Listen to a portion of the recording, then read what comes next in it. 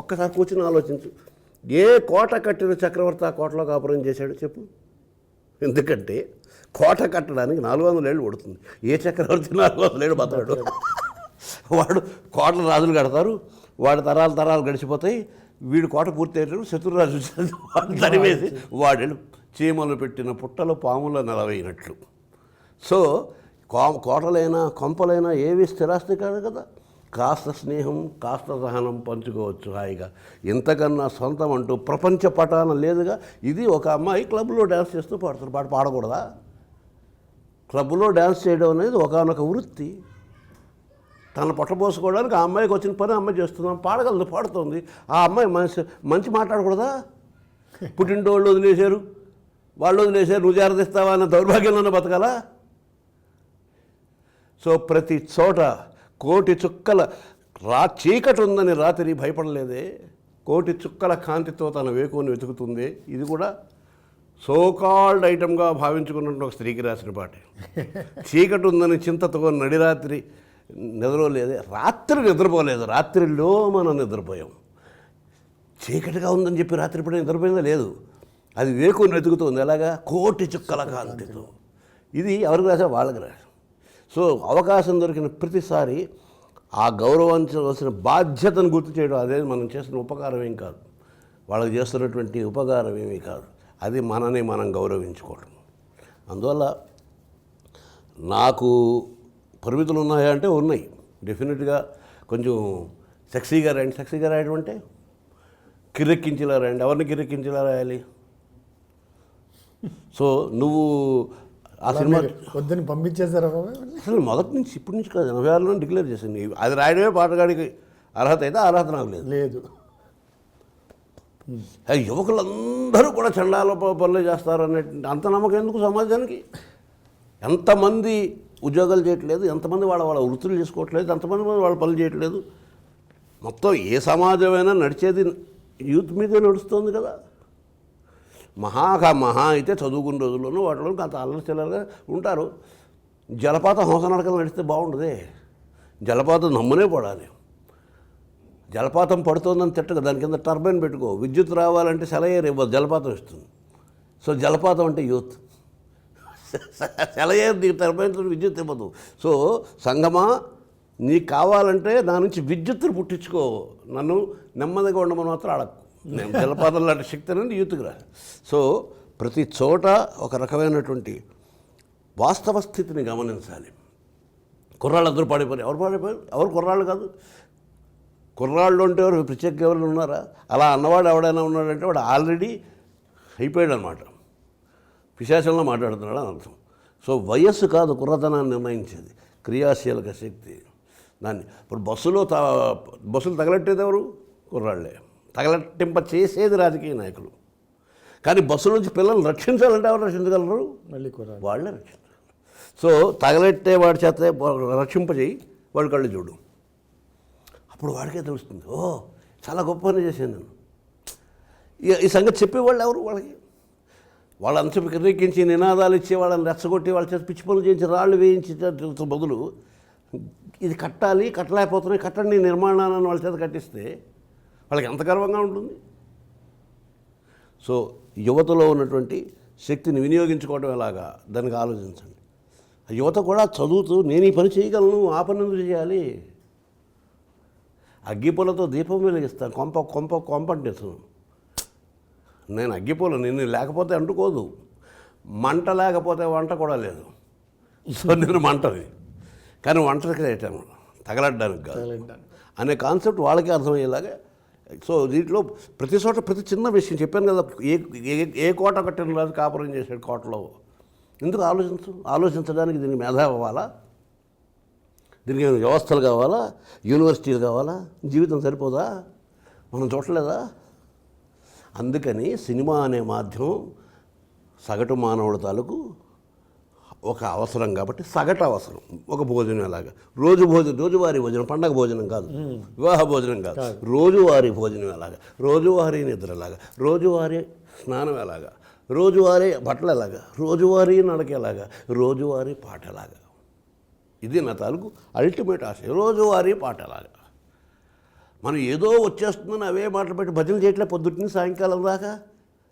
నేను దేవుడు ఉన్నాడా లేడా అని గురించి ప్రశ్నించట్లేదు. ఎందుకు చేస్తున్నావు పని? భయంతోట భక్తితోట? భయం అయితే ఎందుకు? భయపెట్టేవాడు దేవుడు ఎలా అవుతాడు? అది భయపెట్టేవాడు దేవుడు ఎందుకు అవుతాడు? సాడిస్ట్ ఆయన. ఇప్పుడు భక్తితో చేయడం అంటే నువ్వు భక్తి చూపించవని చెప్పి నువ్వు సర్టిఫికేట్ ఇస్తే తప్ప దేవుడికి ఉనికి లేదా? నువ్వు గొప్పవాడు అని దేవుడిని నువ్వు అనాలా? నువ్వు సర్టిఫికేట్ ఇవ్వాలా దేవుడికి? భక్తి స్తోత్రాలు చేసి ఓ శివా నువ్వు అంత గనుడివి, ఓ శివా నువ్వు నేను ఇంత గనున్న పాపం అని అనుకోవాలా శివుడు? సో వాడు నువ్వు తప్ప ఇంకేం పని లేదా దేవుడికి? అదే సినిమాలో ఓ మై గాడ్ సినిమాలో చెప్తాను, ఏం చేస్తున్నావు అంటే నేను చెప్పాను కదా లంచ్కి నీతో రాలేను, అదిగో చెమలతో కూర్చొని భోజనం చేస్తున్నాను అని చెప్పాడు కదా. నీతో కూర్చొని భోజనం చేయడానికి నాకు టైం ఎక్కడుంది? నేను చెమలకు కూడా భోజనం పెట్టాలి కదా. సో నీ పొద్దు నుంచి లేచిన దాకా భజనలు చేయడానికి రెడీ, గుళ్ళకి గోపురాలకి వెళ్ళడానికి రెడీ, తన్నుకోవడానికి కూడా రెడీ దేవుడి పేరుతో. దేవుడికి మన అవసరమే ఉంది, మనకి దేవుడితో అవసరమే ఉందని ఎవరికి ఆలోచన లేదు. ఏమిటి అవసరం? ఒకవేళ దేవుడితో అవసరమే ఉంటే దేవుడిని మనం సృష్టించాం, ఆ సంగతి తెలుసుంటే ఇక్కడ సృష్టించాం, ఆ సంగతి తెలుసుంటే మనమే దేవుళ్ళం అవుతాం. అంతకుమించి ఇంకేముంది? సో భక్తి గురించి రాయవలసి వచ్చినప్పుడు అందుకని గుళ్ళోకి వెళ్ళి ప్రతి ఏడాది కొలుచుకుంటాం మనిషిని అని రాముడి గురించి రాశా. ఆ రామగాథ నువ్వు రాసుకున్నదే కాదా? సో ఎంత కష్టపడకపోతే నీకింతలో క్షేమం జరుగుతుంది. లోకం కోసం కళ్యాణం చేసుకున్నవాడు, లోక కళ్యాణం చాటడానికి అడవికి తన భార్యను బాగుడుకుని అడవికి వెళ్ళిన పురుషోత్తముడు, తన సొంత వాంఛలు తీర్చుకోవటానికి కాదు.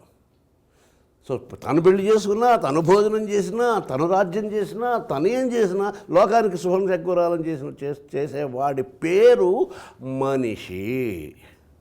ఆ మనిషికి మరో పేరు రాముడు.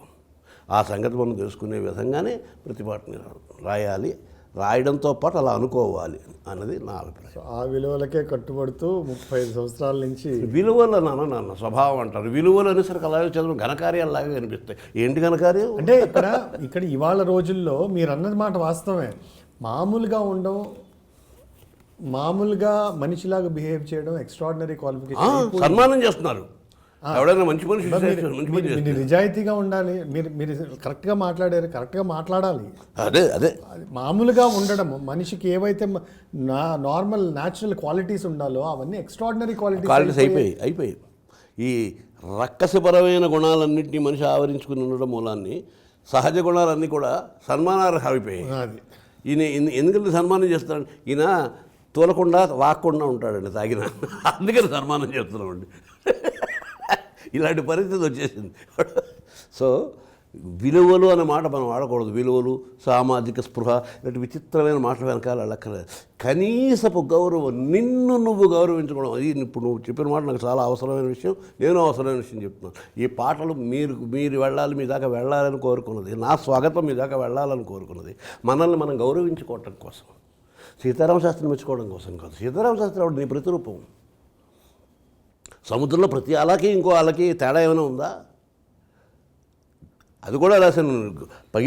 గదిలో పగిలిపోయిన అద్దాలు ఉంటే అద్దాల్లో అన్ని ప్రతిబింబాలు నీకు కనపడతాయి. అన్నీ నువ్వే.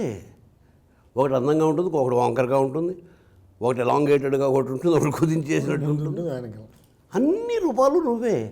సో మనిషి అనే సంగతి నేను గుర్తిస్తే, గదిలో నువ్వే కదా ఉన్నది, చుట్టూ అద్దాలలో ఉన్నది నువ్వే కదా అని చెప్తున్నది మర్చిపోయావా? నీలో లేవా గాలి నీరు? ఎంతవరకు వరకు రాశాను. సో అది తెలిస్తే మొట్టమొదట నేను మనిషిని కాబట్టి మనిషిలో ప్రవర్తించకపోతే మనిషిని అవ్వను. మనిషిని అవ్వకపోతే కనీసం జంతువుని కూడా అవును. అది నా కర్మ. నన్ను క్షేమతో పోల్చడానికి లేదు. క్షేమతో పోలిస్తే అది ఏడుస్తుంది, ఆత్మహత్య చచ్చిపోతుంది. ఈ దరిద్రుడు నలుగురితో పోలుస్తారా? నేను క్షేమనే కానీ ఎప్పుడైనా రేపు చేశానా? నేను వాడు నన్ను చంపితే తప్ప వాడిని కుట్టనేనా లేదే. పైగా శివుడాజ్ఞ లేకపోతే నా కుట్టనే నన్ను ఆడిపోసుకుంటాడా అని ఏమిడుతుంది తేడవదా? మనుషుల్ని జంతువులతో ఎప్పుడూ కంపేర్ చేయకూడదు. ఎందుకంటే పులి కూడా తన ఆహారం కోసం చంపిన తర్వాత 4 రోజుల వరకు మళ్ళీ వేటాడదాలి. మన కడుపు నిండిన తర్వాత మన కొడుక్కి, మన మనవాడికి, మన ఆస్తులు కోడు కట్టుకుని పులి కూడా క్రోధ జంతువు ఏం కాదు. అది సృష్టి తనకు అందుబాటులో ఉన్న లేడీని చెబుతుంది, కానీ ఆ దూరంగా ఉన్న లేడిని బట్టి చూడు నిన్ను ఇవాళ చెప్పే తింటాను అందు. అది దొరికింది లేడి తింటుంది. కడుపు నిండిపోయిందారా వదిలేస్తుకుని ఫ్రిడ్జ్లో పెట్టుకోవాలి. రేపు తిందాం ఎల్లుండి తిందాం నా కొడుక్కి ఆ తర్వాత ఎవరు వచ్చి తినేస్తారు ఏ నక్క వచ్చి తినేస్తుందో పట్టించుకోదు. మనకు ఆకలి లేకపోయినా వరదల్లో ఉండి పైనుంచి ఆహార పొట్లాలు విసిరేస్తున్నా రేపటి పనికొస్తాయేమో అని ఎగురు దూకి సందేశకునే పరిస్థితిలో ఉంటాం మనం. వరదలో పక్కవాడికి అందుతుందేమో అని కూడా ఆలోచించాం. ఇది మన పరిస్థితి. సో ఇలాంటివి మనల్ని మనం శోధించుకుంటూ మనని మనం నిందించుకుంటూ మనని మనం కించపరుచుకుంటూ ఉంటే తప్ప మనిషికి పట్టుకున్న జాడ్యం వదలదు. ఎందుకంటే సెల్ఫ్ హ్యూమిలియేషన్ అన్నిటికంటే పెద్ద హ్యూమిలియేషన్. ఎవడు నిన్ను నువ్వు అవమానించుకుంటున్నట్టుగా ఎవడు నిన్ను అవమానించలేడు. అవమానించుకో, సిగ్గుపడు. నేను ఎప్పుడు అడిగేది ఏంటి, నా పాటల ద్వారా కానీ మాటల ద్వారా కానీ అడిగేది ఒకటే, ఏ పని చేయకు, ఆలోచించగలవు కదా ఆలోచించు. లంచం పుచ్చుకోకపోతే ఆ వ్యవస్థని తీసేస్తుంది. నువ్వు ఏమాత్రం నిధిగా కనిపించినా మొట్టమొదటి నీకు శత్రువులు అయ్యేవాళ్ళు నువ్వు వ్యవస్థలో ఉన్న వాళ్ళే నీకు శత్రువులు అవుతారు. వాళ్ళ భయం వేస్తుంది. మనం అందరం లంచం తీసుకుంటున్నాం, వీడు తీసుకోవట్లేదు. ఎప్పుడైనా అవినీతి శాఖ కంప్లైంట్ చేస్తాడేమో అని ముందు నీ మీద కంప్లైంట్ పెట్టుకుంటావు. నువ్వు వాళ్ళకి ఏం చెప్పకు, వాళ్ళని వద్దనొద్దు, ఏమీ అనొద్దు. చేతనైతే నువ్వు తీసుకోలేదు, దూరంగా ఉండు, తీసేసుకో. ఇంటికి వెళ్ళి ఏడవడానికి లోపం ఉందా? ఏడవడానికి ఏమైనా లోపం ఉందా? ఈ దిక్కుమాలిన వ్యవస్థలో వాళ్ళతో పాటు నేను కూడా లంచం తీసుకోవాల్సి వస్తుంది. లంచం తీసుకుపోతే ఉన్న ఉద్యోగం కూడా చచ్చేలా ఉంది. మామూలు అయిపోయింది అక్కడ.